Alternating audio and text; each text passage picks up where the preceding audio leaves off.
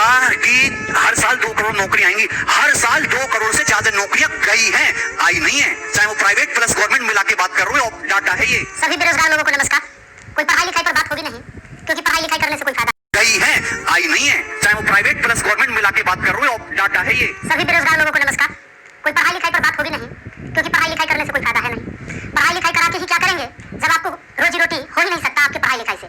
समस्या इस बात की है हमारे देश में कि मोदी जी केवल अपने मन की बात करते हैं, कभी इस जनता के भी मन की बात नहीं।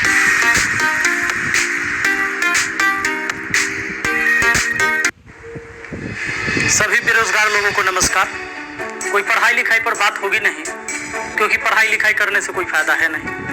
पढ़ाई लिखाई करा के ही क्या करेंगे जब आपको रोजी रोटी हो ही नहीं सकता आपके पढ़ाई लिखाई से। समस्या इस बात की है हमारे देश में कि मोदी जी केवल अपने मन की बात करते हैं, कभी इस जनता के भी मन की बात सुन लिया कीजिए। बहुत बार मन की बात हम लोग सुन चुके हैं, परेशान हो गए हैं।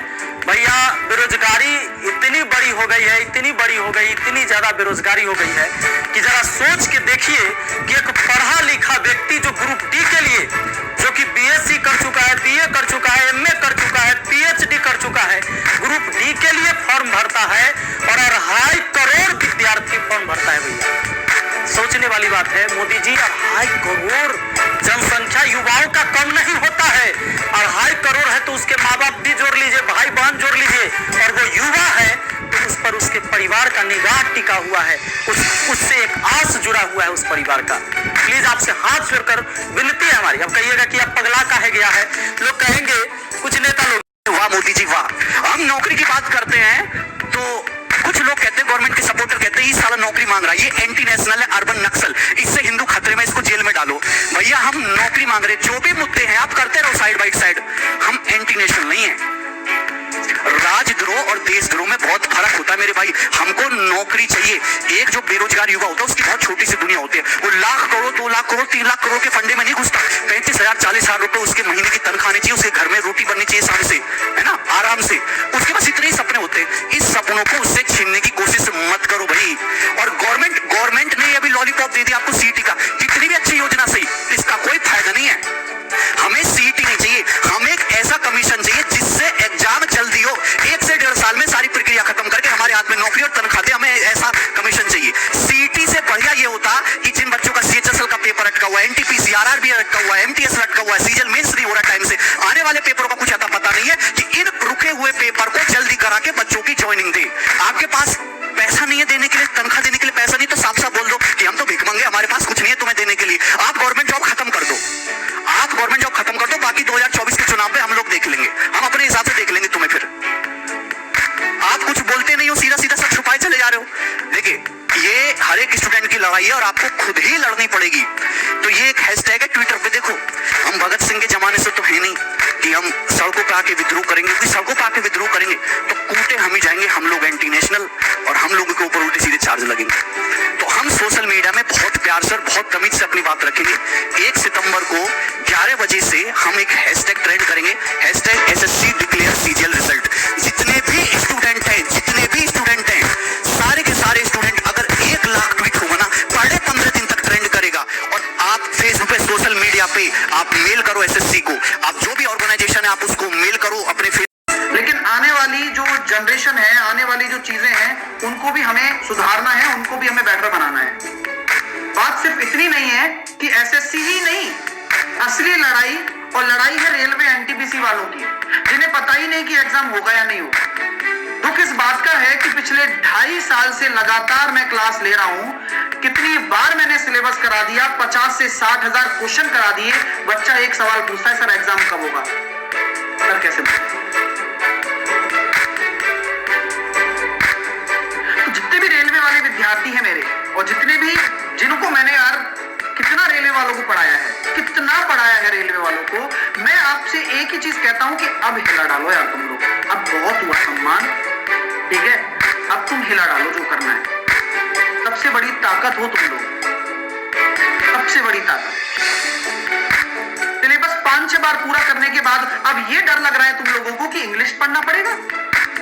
ये अखबार में नोटिस आते हैं, अखबार में कम से कम 50 से 60 नोटिस रिलीज हो चुके हैं एनटीपीसी के, और जिसमें सिर्फ ये बताया जाता है कि कभी अजमेर बोर्ड से निकल रहा है, कभी पटना बोर्ड से निकल रहा है कि यार इंग्लिश पढ़नी पड़ सकती है, 16 सितंबर को एग्जाम हो जाएगा, 18 सितंबर को एग्जाम हो जाएगा, एग्जाम डेट फाइनल होने जा रही है, और वहां पर साइड पर रेलवे के वेंडर पे वेंडर फाइनल होते जा रहे हैं,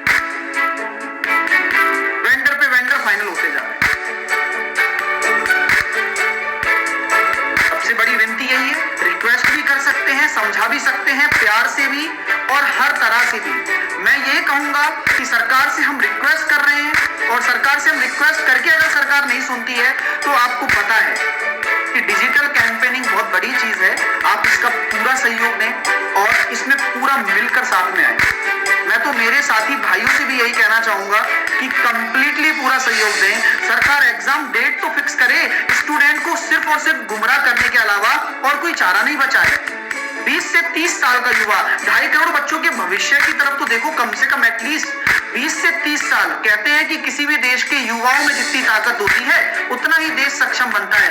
20 से 30 साल का युवा घर बैठा है भाई साहब, लिटरली बता रहा हूँ, घर बैठा है। कोई कहता है कि सर 2 साल हो गए एनटीपीसी का, हो सकता है ना भाई, ओवर एज वाले भी तो होते हैं जिनका एक सपना होता है, एकमात्र सपना है कि भाई सिलेक्शन लेना है सर, मेरे को तो एकमात्र सपना है कि मेरा अंतिम चांस है, मैं जी जान से एड़ी चोटी का जोर लगा दूंगा।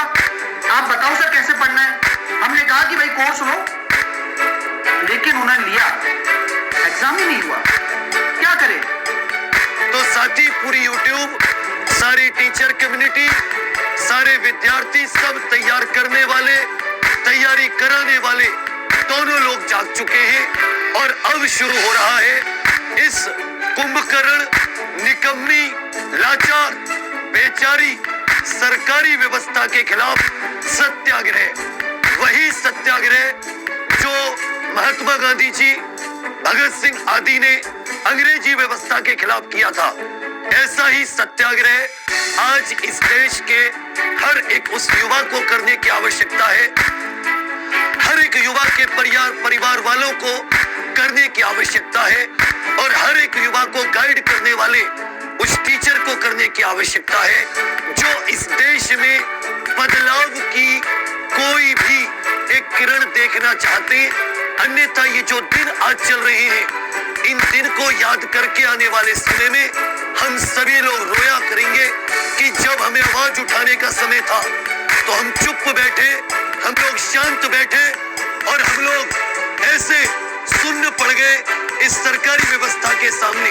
पर अब ऐसा नहीं होना चाहिए। अब तुम्हें उठना होगा, तुम्हें भिड़ना होगा, और यदि तुम्हें ये तुम्हारा अधिकार नहीं देते तो तुम्हें अपना अधिकार हर एक संवैधानिक नियम का पालन करते हुए छीनना होगा, इनसे लेना होगा। तुम्हें या रोड पे आना पड़े, चाहे तुम्हें जंग लड़नी पड़े, चाहे तुम्हें विचार किसी भी प्रकार से अपनी चीजों को व्यक्त करना पड़े, परंतु आपको अपना अधिकार मांगना पड़ेगा। इस सोई व्यवस्था को जगाना नहीं, इस सोई व्यवस्था को उठाना पड़ेगा, इस सोई व्यवस्था को हिलाना पड़ेगा। इन सबको दिखाने का उसके पास कोई टाइम नहीं है, वो बस एक मुद्दा पकड़ लेंगे, उनको भी पता है सबको मजा आ रहा है, यही दिखाओ, चिल्ला रहे हैं बुरी तरीके से। एक एंकर आप मुझे बता दो कि तमीज का है, अंजना ओम कश्यप, श्वेता सिंह और ये फलाने भाई साहब रिपब्लिक टीवी वाले भाई साहब, क्या नाम है इनका, गोस्वामी जी, ये तो बुद्धि भ्रष्ट इनकी हो गई है। मैं सच बता रहा हूँ, ये जितने बुरे कर्म कर रहे हैं, जितने लोगों की बद्दुआएं ले रहे हैं, आज से आप सबसे मैं गुजारिश करता हूँ, आप सबके माँ बापों से गुजारिश करता हूँ कि इस मीडिया को बाइकआउट कर दो। आप सोचोगे कि क्यों, मैं आपको बता दूं, इसकी क्रेडिबिलिटी खत्म हो चुकी है। एक जमाना हुआ करता था जब मीडिया अगर कोई बात कहती थी तो सरकार की जवाबदेही बनती थी। आज मीडिया चिल्लाती रहे, मीडिया को कोई मतलब नहीं है, सरकार को कोई मतलब नहीं है। सरकार जरूरी नहीं समझती कि वो मीडिया के बात का जवाब दे, क्योंकि मीडिया बाइस हो चुकी है। मीडिया को न्यूट्रल होना चाहिए। आज देश के अंदर कोई पॉलिसी आती है तो मीडिया जनता से जाके सवाल पूछती है, जबकि उसको सरकार से पूछना चाहिए कि आप ये पॉलिसी लेके आए हो, इसको कैसे एग्जीक्यूट करोगे, कैसे लोगों तक फायदा पहुंचाओगे। वो जनता से सवाल कर रहे हैं उल्टा। तो अब अगर हम ये सोच रहे हैं कि हमारा ये मुद्दा मीडिया में जाएगा और भला हो जाएगा, तो ये बात दिमाग से निकाल दीजिए।